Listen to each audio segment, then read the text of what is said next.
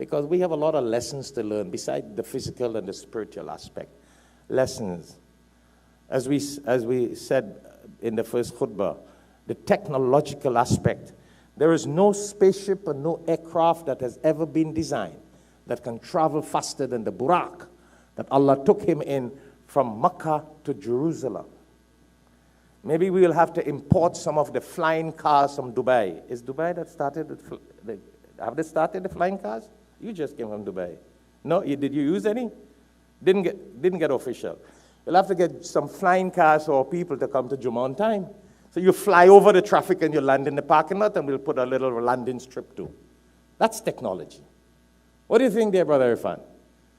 Florida got a lot of traffic. New York got a lot of traffic. I would love to see some Muslim billionaires do that. Use flying cars to go to masjid on time. That would be nice, you know. Yeah. But that's technology.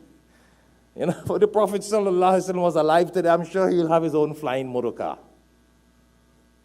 His own, if the President of America can have his own superjet, what happened to our Rasul ﷺ? He traveled 1400 years beyond superjet. Because it was a physical journey from Mecca to Jerusalem. But it was that physical journey also, meaning ascended physically he went, but he traveled with the Buraq, which was a means of transportation.